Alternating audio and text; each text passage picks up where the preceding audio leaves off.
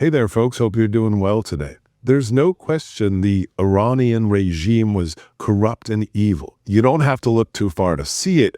You can just look to the protesters that they recently massacred. But regime change is something you need to take very seriously, with lots of planning, lots of strategy. And when you don't have that planning and strategy in place, mistakes will happen. And that's what we're seeing right now. Now, the new video appears to show one of the 3 American fighter jets going down over Kuwait in what the U.S. military now calls a friendly fire incident during an Iranian attack. Kuwait, a U.S. ally, says no Americans were killed. In the meantime, U.S. and Israeli strikes continue in Iran this morning, not just in Tehran, but all across the country. According to a humanitarian group, hundreds of people have died. And these are the places Iran has hit with its missile and drone attacks, including, they claim, the office of Israeli Prime Minister Benjamin Netanyahu. Okay, so we see that friendly fire has brought down 3 U.S. Air Force F-15s. Each one of those is roughly around $80 to $100 million. So right there was around $240 to $300 million. But you have to remember that in the first 24 hours alone, U.S. forces reportedly fired around 1,000 munitions. So when you break that down, each Tomahawk cruise missile costs around $1.5 million. The precision-guided bombs, they cost around $36,000. The massive ordnance penetrators, the 30,000-pound bunker busters, those cost around $3.5 million. Once you add all of this up, the initial campaign in the first 24 hours already costs $2.25 billion. Oh, but that doesn't include the cost of the carrier strike group. There's just an operating cost day to day for those things existing. And when you add that up per month, that's around $500 million. So it is worth noting, this is an investment. What is the return that either we or the Iranian people are going to see out of this? Okay, and so now that we understand the cost, right, the bill that we, the taxpayers, are going to have to pick up, let's look closer and see if Trump and the Trump administration had a plan and how that's turning out. Well, here's a tweet from a journalist named Jonathan Karl, who says, President Trump told me tonight the U.S. had identified possible candidates for the takeover of Iran, but they were killed in the initial attack. This is the quote. The attack was so successful that it knocked out most of the candidates, Trump told me. It's not going to be anybody that we were thinking of because they are all dead. Second or third place is dead. And this is what happens when you have a former Fox News host running the Department of War. And again, why the hell is it called the Department of War? And what we're seeing here is the outcome of an itchy trigger finger. If there was more strategy being applied, there would be more people left alive to run the country.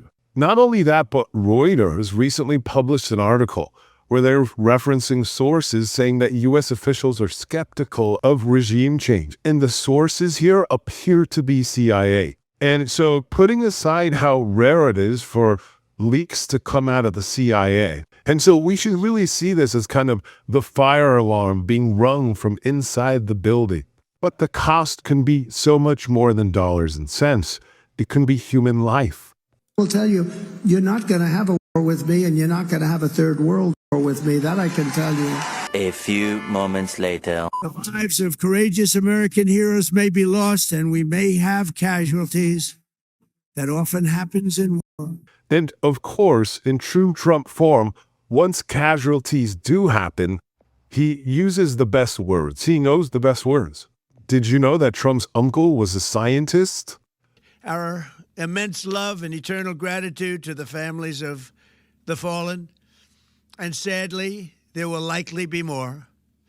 Before it ends, that's the way it is. Likely be more, but we'll do everything possible where that won't be the case. But America will avenge their deaths and deliver the most punishing blow to the terrorists who have waged war against basically civilization. What compassion, what empathy. It's like, well, shit happens, so then to go on to, like, as an American president, like, talk about vengeance. That's the kind of talk and rhetoric we used to see out of the Iranian regime that they just demolished. We either pick up the ball and run with it, Trump. You got to remember, we attacked them, and now he's calling for vengeance of them. I don't understand this shit.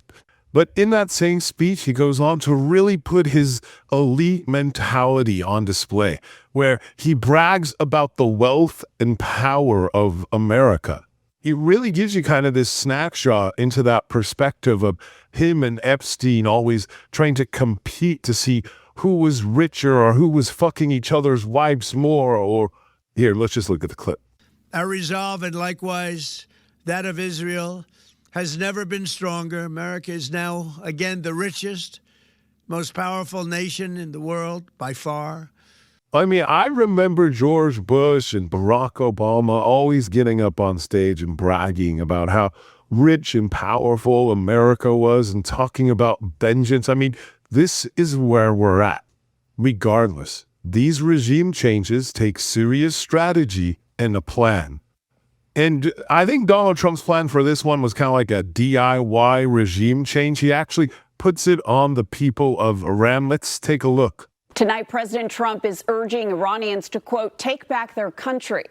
I call upon all Iranian patriots who yearn for freedom to seize this moment, to be brave, be bold, be heroic, and take back your country.